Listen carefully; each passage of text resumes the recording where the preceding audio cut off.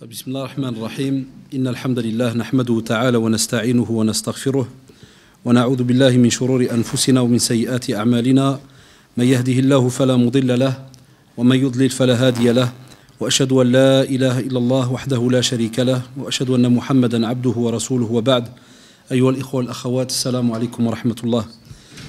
Vous l'aurez remarqué donc dans le suivi des conférences que l'on a commencé donc à faire ici avec les frères, on est arrivé donc à une question importante qui est qu'est-ce qu'on fait? Est-ce qu'on va entre guillemets sortir? À quoi est-ce qu'on va passer son temps? On a remarqué que subhanallah beaucoup d'entre nous vivent avec des bienfaits qu'Allah subhanahu wa ta'ala leur a donnés. Lakin quand vous l'avez remarqué, est-ce que on est au courant de ces bienfaits? Est-ce qu'on est au courant? Parce qu'Allah subhanahu wa ta'ala nous rappelle wa in ta'uddu ni'matallahi la tuhsuha. Abadan, il est impossible, si vous deviez énumérer, calculer les bienfaits qu'Allah subhanahu wa ta'ala vous a donnés, il est impossible de les énumérer. Impossible. Wallah, tu peux passer des années à noter, à écrire, il est impossible de les énumérer. Deuxièmement, tu ne peux même pas savoir ce que coûtent ces bienfaits. Et troisièmement, même si tu voudrais payer un des bienfaits, tu ne serais pas le faire. Impossible. Et comme on le rappelle toujours à nos jeunes, allez demander tout simplement à quelqu'un qui ne voit pas combien est-ce qu'il serait prêt à donner pour voir. Allez tout simplement demander à quelqu'un qui a un handicap ou une maladie, qu'est-ce qu'il serait capable de donner pour, subhanallah, être avec ceux qui, comme on dit, voient, entendent et ainsi de suite. Là, on a une tranche, subhanallah, de la communauté qui est là, qui est au courant des bienfaits, puisqu'elle les emploie, elle vit avec. Lakin, subhanallah, ils oublient qu'il y a un acteur qui est là. Shaitan anaoullah, et on vous l'a rappelé maintenant que vous êtes habitués à nous entendre. On vous a rappelé qu'il gravite, comme l'a dit le prophète sallallahu alayhi wa sallam, dans le corps humain encore plus vite que la circulation sanguine. Ça veut dire ne sous-estime pas, entre guillemets, le fait que lorsqu'il vient, lui, il ne faut pas lui donner de l'importance, on l'a déjà dit. Vous avez compris dans la conférence qu'on a fait la dernière fois. On ne lui donne pas d'importance. Mais on te dit, ne sous-estime pas le travail qu'il fait. C'est-à-dire que, avant de dire à quelqu'un, on sort, il a fait tout un travail sur la personne. Il a étudié la personne.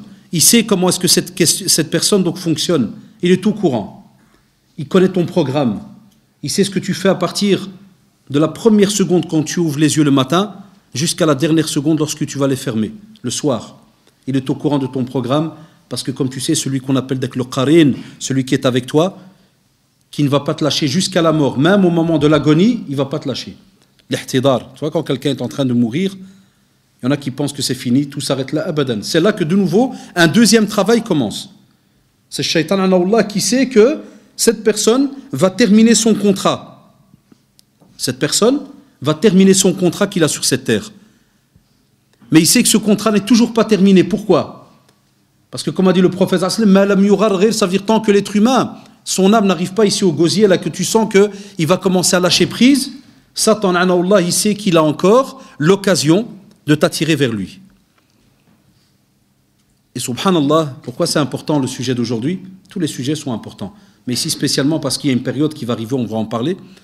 C'est parce que nos jeunes pensent que le cerveau qu'ils ont maintenant quand ils ont 18 ans, 17 ans, 16 ans, 20 ans, 30 ans, ils pensent que cette intelligence-là, au moment de la mort, au moment de l'agonie même, c'est l'étape juste avant la mort, ils pensent qu'ils vont être à l'aise et ils vont savoir répondre à n'importe quelle question, ils vont savoir répéter même des phrases qui aujourd'hui, lorsqu'on est à l'aise, nous semblent faciles, et la phrase la plus importante c'est la shahada, et ils ne sont pas au courant que lorsqu'on a eu l'occasion, Allah et Shabab demandait, que ce soit nous bien d'autres frères qui ont eu l'occasion d'assister à la mort de certaines personnes, Wallah, tu es en train de lui dire, parce que vous savez, quand quelqu'un est en train d'agoniser, tu ne peux pas lui dire, dis Ashhadu an la ilaha illallah. On ne peut pas, dans la sunna c'est connu, tu ne peux pas le forcer, mais tu dois répéter, talqin al-shahada, tu dois répéter au fur et à mesure, à côté de ses oreilles, tu dis Ashhadu an la ilaha illallah, Ashhadu anna Muhammad Rasulullah, tu répètes comme ça, lui, capte le message, et puis il se rappelle qu'il doit faire la shahada, et en espérant qu'au moment où il va mourir, dès que l'âme va sortir du corps, la dernière action qu'il était en train de faire, c'est quoi? C'est répéter la shahada. Wallahi, certains, à ce moment-là, te parlent de voiture, certains te parlent d'argent, Vous serez étonnés, ikhwan, wallahi. Certains même chantent. On a entendu des mashayikh, subhanallah, raconter certaines choses. Il te dit même, certains chantent. Tu entends, il fait comme des petites chansons avec sa bouche, comme ça, et tu dis, subhanallah. Moi, je dis, ashhadu an la ilaha illallah. Lui, il chante. D'autres crient. Tu ne sais même pas pourquoi. J'ai déjà assisté à l'hôpital chez certains jeunes. Des parents nous appellent, ah, mon fils, le médecin dit, il est mourant, s'il vous plaît, est-ce qu'il y a moyen de venir? Wallah, j'ai déjà été. Le jeune, là, il ta'aou, j'ai écrit. Mais au moment où il fait ça, il n'y a pas 50 jeunes qui sont avec lui. Il n'y a pas 5000 personnes qui sont avec lui. Abadan, ils ne sont pas avec lui. Eux, ils sont à l'extérieur. Certaines personnes attendent dans les couloirs. Certaines personnes ne sont même pas au courant qu'il est là. Spécialement ceux qui se sont amusés avec lui pendant des années. En général, ils ne sont pas présents. Parce que l'âme, lorsqu'elle va devoir sortir, là c'est la vraie question. Est-ce qu'on sort? Vous savez, quand des jeunes s'appellent, est-ce qu'on sort? Il faudrait te poser une autre question. Comment est-ce qu'on va faire quand l'âme va sortir? Comment tu vas fonctionner? Et vous savez, وَالنَّازِعَاتِ غَرْقًا وَالنَّاشِطَاتِ نَشْطًا. Tu as deux solutions. Vous vous rappelez, subhanallah, les 2-3 conférences qu'on a fait cette année, à chaque fois, j'ai parlé de 2-3 sujets, je vous disais, la conférence va arriver, parce que cette conférence, on était censé la faire avant les vacances. Mais pour certaines raisons, on l'a reportée. Et je vous disais, vous en faites pas, il y a une conférence qui va venir qui va regrouper tout cela. On y est. وَالنَّازِعَاتِ غَرْقًا. Wallahi ya shabab, personne d'entre vous ne peut savoir comment cette âme va sortir. Mais écoutez-moi bien, on peut, d'après ce qu'on va faire comme programme durant notre vie, invoquer Allah subhanahu wa ta'ala et espérer que cette âme va sortir de quelle manière? وَالنَّاشِطَاتِ نَشْطًا وَالنَّازِعَاتِ غَرْقًا. La plupart du temps, même s'il y a des jeunes qui ne parlent pas beaucoup l'arabe, quand tu dis quelque chose qui est gharaq, c'est quoi en dialecte? Même ça, des fois, on ne sait pas. Des fois, on a des frères et des sœurs, même en dialecte, ils ne savent pas. Quelque chose de gharaq, c'est quelque chose qui est profond. Ça? Ou bien on entend les parents qui te disent pendant les vacances, quelqu'un, il a gharaq. Ça veut dire quoi? Il a coulé. Ça veut dire que l'âme, subhanallah, elle est au courant de ce qu'elle a fait sur terre. Elle sait qu'elle a fait n'importe quoi. Et elle sait qu'il y a un adab qui l'attend. L'âme, elle n'est pas bête. Elle est ammara bis-sou' si elle n'a pas travaillé comme il faut. Wallahi. Elle ordonne et elle pousse la personne. Elle aime les passions. Elle aime tout ce qui est blâmable. Donne-lui la liberté. Et ce jour-là, subhanallah, c'est comme un voleur que tu as laissé entrer. Tu l'as bien laissé s'amuser dans la maison. Puis dès qu'il va entendre l'alarme s'enclencher, qu'est-ce qu'il fait? Il devient fou. Il court comme un malade. Il rentre même dans les murs. Du moment qu'il trouve un trou où il peut harab ou bien se cacher. L'âme, subhanallah, elle fait la même chose, mais pas vers l'extérieur, celle qui est mauvaise. Elle le fait vers l'intérieur du corps. C'est pour ça qu'il y a certains au moment de la mort, wallahi, l'âme s'arrache, elle est arrachée, parce que l'ange de la mort, il vient, et c'est fini, il ne peut pas retourner, c'est son métier. Il n'y a pas de discussion à ce moment-là. Et il vient, subhanallah, il veut la prendre, et elle harab, elle ne veut pas venir. Il faut l'arracher. On va tous y passer, ya shabab. Mais de quelle manière? C'est comme si, subhanallah, vous prenez de la laine et vous mettez dedans un hameçon et vous tirez. Qu'est-ce que ça donne? Il y a un déchirement ou pas? Il y a une déchirure ou pas? Ça tire. Wallah, tu déchires. Et l'autre cas, comme on le dit aux jeunes, et on espère, Allah, qu'on soit de cette catégorie-là. Eh bien, celle-là, subhanallah, on te dit, c'est comme si tu prends maintenant du beurre. Vous connaissez le planta, par exemple. Du planta, la margarine, c'est connu, c'est très mou. Hein? Prends un hameçon, bien un clou, tu le mets, tu le sors. Est-ce qu'il va déchirer quelque chose? Est-ce qu'il faut tirer? Ah ben, il sort comme, et la preuve, les jeunes le disent en français, c'est comme du beurre. Alors, ils disent comme du beurre. C'est pour parler de la facilité. Tu dis, c'est comme du beurre.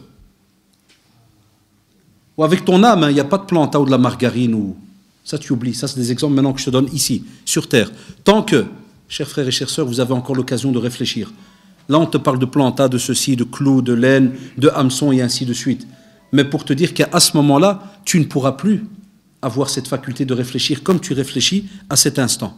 Sans oublier, Adou Allah, Satan, il vient.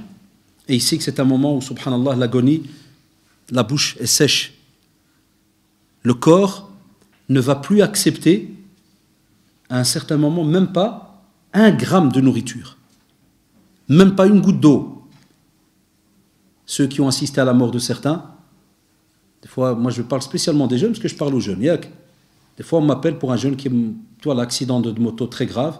Je vais des fois à Saint-Luc ou à Erasmus, t'arrives. Et des fois, subhanallah, la famille est là, ils veulent lui mettre, vous savez, avec un petit mouchoir, ils veulent lui mettre de l'eau dans la bouche. Parce qu'il sort sa langue. Ou subhanallah, à peine ils lui mettent, tu vois de nouveau la bouche qui rejette. Incroyable. Il rejette. Ah, vous disiez ça, et puis t'entends la maman, essaye d'avaler. Et il rejette. Puis tu les vois, ils te regardent. Ça, c'est ça que vous devez, et c'est dommage, parce que nous, ici en Belgique, on n'a pas l'occasion, chez beaucoup de jeunes, de voir cela. Comme par exemple au Maroc. Au Maroc, on voit des corps qui s'enterrent, c'est vrai ou pas? Chaque vendredi, tu as des enterrements. Tu as le janaza, on suit, cortège funèbre. Ici, on ne voit rien. Ici, même s'il y a un sondour qui vient, après, il est mis dans une ambulance ou bien dans une camionnette. Puis, par Zaventem, au revoir. Ou à l'aéroport de Liège, ou je ne sais où. On ne voit rien. C'est pour ça qu'on n'est plus au courant, on n'est plus connecté à ce genre de choses. Même certains, quand il y a des fois un proche qui est mourant à l'hôpital, des fois on te dit même rentrez à la maison, il y a que le frère qui va rester avec lui. Qui a dit ça? Qui a dit qu'il y a que l'imam qui doit rester avec lui, par exemple? L'imam, Jazahullah, il va rester plus, c'est là qu'il va profiter, subhanallah, de montrer aux autres, de leur dire voilà, bien maintenant, yallah, il s'assied à côté de lui, répète un peu la shahada. Ou bien il va les laisser, ils vont regarder tout simplement. Puis quand il les revoit après, par exemple, à la mosquée, il va leur donner un coup, il va dire est-ce que vous êtes préparé à ce moment-là, à ce rendez-vous? Avant que tu te prépares à sortir là, t'es-tu préparé à ce rendez-vous? Parce que ce que je viens de citer dans un hôpital, ou d'une personne qui est décédée après d'un accident ou autre, c'était toutes des personnes qui se sont des fois, entre guillemets, préparées à sortir. Ils se sont préparés. Ils avaient un programme. Et chacun d'entre nous, subhanallah, durant sa journée, sort de la maison. Pour n'importe quelle situation. Si ce n'est pas pour les études, pour le travail, pour aller acheter à manger, il va sortir à un certain moment. Là, on espère que cette sortie est dans ta'a d'Allah subhanahu wa ta'ala, dans l'obéissance d'Allah subhanahu wa ta'ala. Parce que comme on le voit dans la tradition de Mu'adh ibn Jabal radiyallahu anhu, qui est le rapport du prophète sallallahu alayhi wa sallam, celle qui commence par la tazul qadama abdin yawm al-qiyamah. Comment se fait-il, ikhwan? Parce qu'on vous dit que lorsque la tazul qadama abdin yawm al-qiyamah, ça veut dire que Allah subhanahu wa ta'ala te donne déjà sa parole que tu vas devoir te retrouver sur une terre du rassemblement. Pieds nus. Hufat urat. Nus. Aïcha radiyallahu anha était gênée. Elle a dit, ya Rasulallah, on va nous voir. Mais comme il lui a répondu, sallallahu alayhi wa sallam, est-ce que tu penses qu'à ce moment-là, les gens vont commencer à regarder les autres routes? Chacun, à quoi est-ce qu'il va penser? C'est là que vous allez être fiers de retrouver les minutes dans lesquelles vous êtes assis maintenant. C'est là que, par exemple, ceux qui sont responsables dans une mosquée, parce qu'on est dans une mosquée, alhamdoulilah, ceux qui sont responsables dans une mosquée, ceux même qui, wallahi, on sous-estime ça, ceux même qui nettoient les toilettes de la mosquée. On a des gens dans une mosquée, chacun il a une responsabilité. Et des fois, entre guillemets, on peut se dire celui-là, ce jour-là, il va voir le bénéfice. Parce qu'on va commencer, subhanallah, à être chacun d'entre nous coulé dans sa sueur, soit aux chevilles, mollets, genoux, bassins. Certains seront complètement coulés. D'après ce qu'ils faisaient sur terre. D'après ce qu'ils faisaient sur terre. Et c'est pour cela qu'Allah subhanahu wa ta'ala nous l'a rappelé. Et vous le lisez tout le temps, ya shabab. Wal asr. Innal insana la fi khusr. Ça c'est à la base. Et Allah subhanahu wa ta'ala jure par le temps. Et lorsqu'on emploie un qasam, sachez lorsque Allah subhanahu wa ta'ala emploie le fait de dire wa avec le wa au début, wal asr. Sachez alors qu'à ce moment-là, le mot qui va venir après le wa est très très important, ya shabab. Spécialement lorsqu'il commence la phrase, lorsqu'il commence la sourate. Pas le wa comme quand on fait une conjonction style qu'on fait et l'enfant et sa maman, ça c'est autre chose. Non, c'est quand il commence la sourate. Wal asr, wal adiyati. Ça veut dire qu'Allah subhanahu wa ta'ala te met en garde, te dit voilà, le mot qui va venir juste après, il y a Allah subhanahu wa ta'ala donc qui emploie ses créatures. Il a le droit subhanahu wa ta'ala. Et à ce moment il va dire attention, le mot qui vient après est important. Ici wal asr, le temps. À la base, inna en langue arabe, vous vous rappelez ce qu'on a dit la fois passée. Qui se rappelle, ça veut dire que sûr et certain. Allah ardalik, sûr et certain. L'insan, l'être humain, innal insan la fi khusr, en perdition. Tout le monde, est-ce que c'est tout le monde? Là, il y a un istithna là qui va venir, spécialement. Un groupe de personnes. Alladhina amanu wa amilu salihati wa tawasaw bil haqqi wa tawasaw bis sabr. Ya shabab, 4 questions très simples. As-tu cru en Allah subhanahu wa ta'ala comme il faut? Alladhina amanu. T'es-tu renseigné sur la religion comme il se doit? As-tu passé ton temps avant de sortir à aller faire n'importe quoi à gauche à droite? As-tu étudié ta religion? Es-tu au courant aujourd'hui que voilà, tu dois obligatoirement, spécialement dans les années dans lesquelles on est, il faut absolument que nos jeunes relisent tous les jours. Tous les jours, ya shabab.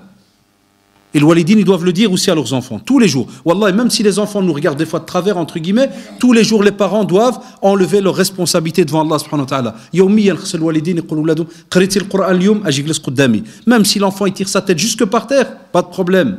Ça n'a jamais tué quelqu'un. Wallahi. Laisse-le tirer la tête jusque par terre. Al-farah dialek, ta joie, c'est que ton enfant il va lire devant toi, ne fût-ce qu'un petit quart d'heure des petites sourates. Tu es fier.